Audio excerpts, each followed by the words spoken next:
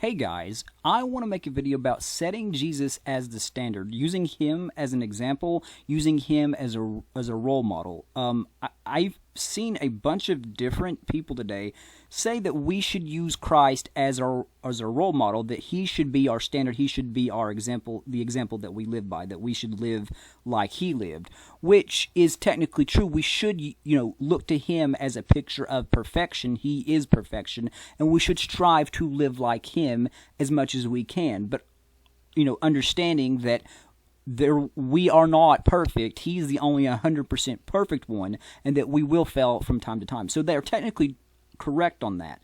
But what I really want to get into is how they will say these things, but they don't actually live anywhere near like Christ lived. And I wanted to bring this up. The first thing I want to do to kind of get my point across is compare modern day preachers to John the Baptist. And I've got a picture pulled up here or not a real picture, but pictures of John the Baptist pulled up here. And I wanted to compare, John the Baptist to like a modern day preacher. And I could, I don't know exactly how John the Baptist looked. This is probably somewhat close. You can pick really any one of them. It doesn't really matter. It'll get the point across. Obviously, he wore furs, I think it said furs. I don't remember exactly what it says he wore, but it was something like this. And he ate locusts and honey, and he lived in the wilderness. And he was called by Jesus himself, and this is Matthew 11:11, the best man that ever lived. Not counting Jesus, the best man that ever lived was John the Baptist. This is out of Jesus' own mouth. And I want to read this, and I'm going to read this I guess I'll read it in the New King James Version. And like I said, this is Matthew 11:11. It's, "Assuredly I say to you, among those born of women, there has not risen one greater than John the Baptist. But he who is least in the kingdom of heaven is greater than he." So what Jesus is saying here is he is the best man, that there's never lived a person greater, at least at that point in time. Maybe there has been afterward, but I don't know. That doesn't matter anyway. At that point in time, there's no one that was greater. And he is the least in the kingdom of heaven.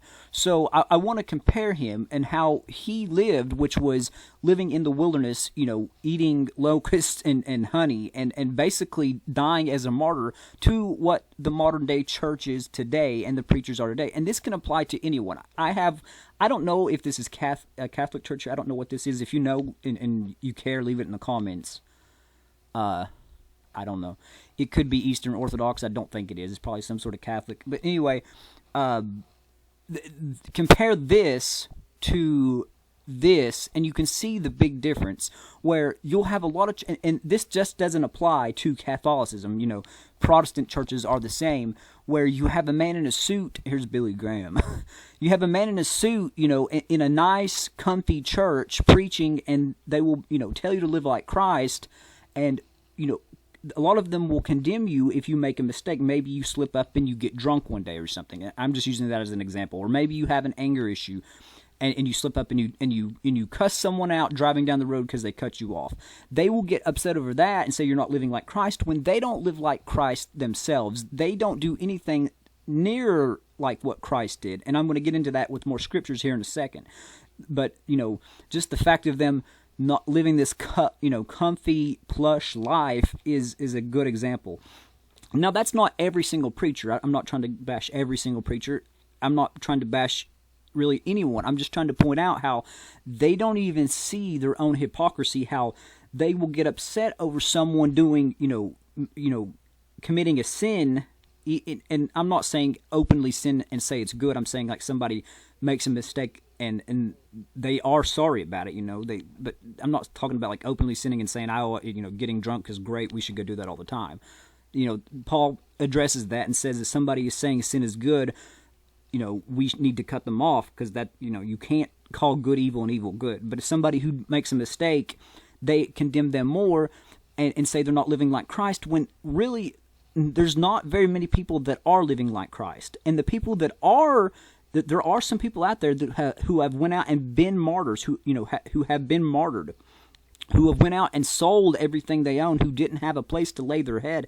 Those people aren't bragging and really, going after anyone for their, flaws and failures and their mistakes. So I want to move on And I want to go to Matthew 8:19 through 20 to talk more about how Christ lived. And, basically Christ didn't have a home. He didn't have a place to lay his head, and this is what this verse says here. It says, "And then Jesus said to him, Foxes have holes, and birds and birds of the air have nests, but the Son of Man has nowhere to lay his head." Meaning he has no home. He went about doing good. He didn't have a place to stay. He had to stay with other people like Lazarus and, different people at the time. And that's how Jesus lived. He went around healing people, casting out demons, feeding people, and always doing good. And he didn't focus on himself and building up his own career, building up his own name, selling his books, selling his, shows, whatever it is. He didn't focus on just, himself and increasing his wealth.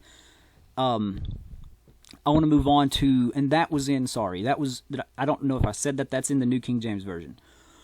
This is also in the New King James Version. This is Acts 10:37 through 9, and this is just more of the same thing I was saying before. It's talking about what Jesus did, and it said how God anointed, and I'm reading from verse 38, how God anointed Jesus of Nazareth with the Holy Spirit and with power, and he who went about doing good and healing all who were opposed by the devil. It says, for God was with him. So that's all he did. And a lot of people today don't understand what living up to the standard of, living up to that standard of Christ. There's really no one who does, and the few that are really attempting it, you don't hear about most of the time, because most of the time they're not on the TV. They're not in the little church. They're off somewhere where the people haven't heard the word, and they're preaching on the ground, So I wanted to make that point across, or get that point across. A lot of them, though, and I want to kind of shift focus now to the people who are some of those people that do that mean well. But there's some people who are basically really deceived in establishing a cult to basically act like that they're living like Christ and get you to really think that they're living like Christ while they dupe you into it, and they basically gain more control. And when they don't actually live anything like Christ. Like if your preacher is making you feel condemned, and living like, Joel Osteen, but I don't want to, condemn Joel Osteen, because Joel Osteen isn't condemning anyone per se. Joel Osteen's problems are completely different, but there's a lot of people who are as rich as Joel Osteen, but are condemning others for not living like Christ, but these people don't sell everything they own and go out and live like Christ. You see the contradiction there. That's the point I'm trying to get across. So those type of people, they are what we've been warned about. So this is Matthew 24, or 23, 2 through 4, I'm sorry. And this is in the New American Standard Bible. I'm going to read this. And this is Jesus speaking, and he says, "The scribes and the Pharisees have seated themselves in the chair of Moses. Therefore, whatever they tell you to do and comply with it all. Whatever they tell you to do and comply with it all, but do not do as they do. For they say things and do not do them. And they tie up heavy burdens and lay on people's shoulders, but they themselves are unwilling to move them with so much as a finger."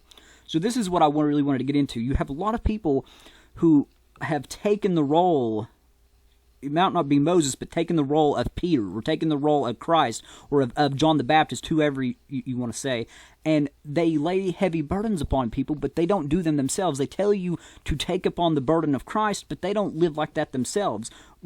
Some of the things they're saying are correct, but a lot of the way they live is wrong. And I'm not telling you to go and sell everything you own. You have to, talk to the Lord yourself and figure out what He wants you to do in your life. Some people are called to different callings, just like the man who was possessed with legion was told just to go home and, tell everyone how the Lord had mercy on him. How the Lord, had mercy on him. He forbid him to come with him as a disciple. And you can read in that. It's not because he didn't care for him. It's just each person has their own calling. Some people have a higher calling, but don't be jealous of those people. Just, the Lord knows what we need. He knew that the guy with legion would be better off going home and just telling people how the Lord had mercy on him. All right, this is another verse, just wanting to remind you, beware of false prophets which comes to you in sheep's clothing, but inwardly are ravening wolves. And I go back to this right here. I don't know this man. I'm not saying I guess this is the Pope, but anyway, uh, anyway, I don't know who that is, but anyway, the point is this is a good example. Sheep's clothing, very nice clothing. They come to you like that, but inside they're as ravenous wolves. And I'm not even bashing Joel. You can say what you want to about Joel, but Joel is the least of my concerns. There's a lot worse people out there than Joel, because at least Joel isn't putting you back under guilt and condemnation and making you feel like that you're not, not a child of God when you are a true believer. He's not confusing you like a lot of these preachers. All right, so I want to go to something and basically, like I said, shift gears and talk about how these people that say set Christ as your example will also say give your life to Christ or surrender your all to Christ. So an example would be, how do I give my life to God? Or you're either all in for Christ or you're not. These are examples of what they will say and what they'll do, but they don't live. Because I'll be honest, right here is one of the worst. I listened to some of this guy, and I ain't trying to be mean, but he has no idea what he's talking about 90% of the time, and a lot of the stuff, it will condemn you in your spirit if you listen to you. This is John Piper's stuff, and he's a Calvinist. You can go watch my videos on Calvinism. The point I wanted to bring up is a lot of these people, like John Piper, like Tim Conway, they'll tell you to live a certain way. They'll tell you to live like Christ and set Christ as your example, but they don't go and do what Christ did. Like, they'll apply it to, small little sins. Like, okay, well, of course, Jesus didn't sin. And of course we shouldn't sin, but if you're going to tell people to live like Christ and then it's straining out, the gnat and swallowing a camel, you point out this little thing, but you're missing the bigger picture. And I wanted to go over here because this is something that I thought of, really recently, and why that it, I don't know why these words, get thrown in. How do I give my life? This is the best way to determine, who is living, who is doing that, and who is trying to deceive you and get you to go the wrong route, and who isn't. Is what kind of language do they use? Are they telling you to do something for God? Or are they telling you what God did for you? This is the best way to discern, and the Holy Spirit will discern. Some people can be really deceiving, so trust the Holy Spirit. But one of the quick ways to just glance and figure this out is, what kind of language are they using? Because this isn't in the Bible. How do I give my life to God? If you go here and type in surrendering your all to Christ or surrender to Christ, there's only one spot in the New Testament that talks about surrendering. A lot of them will say surrender your all to Christ. There's only one spot, and it's talking about Jesus surrendering to the Romans and surrendered Jesus to their will, or something about when he was thrown into prison when he before the before the crucifixion. And then if you type in give your life, or give your life. Spirit gives life, give life to your mortal bodies. There's 4 instances, and none of them have anything to do with that.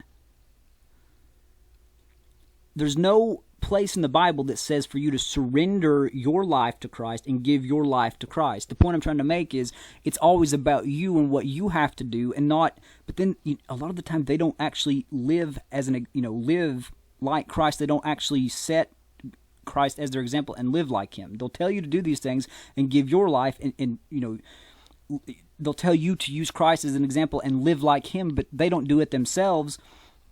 And that's not even in the Bible. If you actually look at what's in the Bible, we can go to believe. And believe is how many times? Believing is the best way to actually give your life to Christ, to surrender to Christ. You believe, and then He can help you. And then those other things, the good things, the obedience comes when you just believe. You just believe and have faith in Him, and He will help in the Holy Spirit the Holy Spirit is called the fruit of the Spirit for a reason, because it comes from the Holy Spirit, and He gives you that fruit. He allows that fruit to grow in you, and then all those other good things come with that. But yeah, like they'll tell you that you have to do all these things, and like they're not in the Bible. There's no place in the Bible that says for you to give your life. You give your life to Christ. It's not in the Bible. There's no place in the Bible that says surrender to Christ.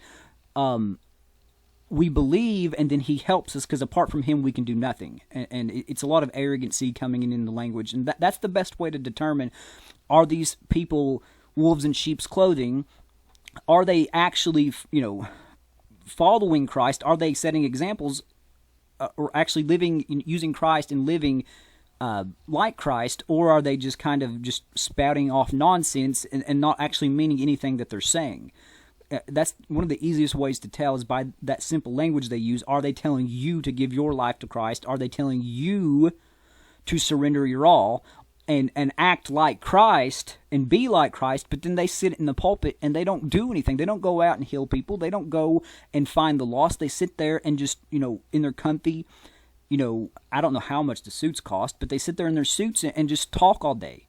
So, and if it's a lot different if it's somebody like, this is why, like I said before, why I don't go after Joel Osteen, is because Joel Osteen isn't condemning people and saying that he lives like a perfect example of Christ, like a lot of these Calvinist preachers and Holiness Movement preachers do.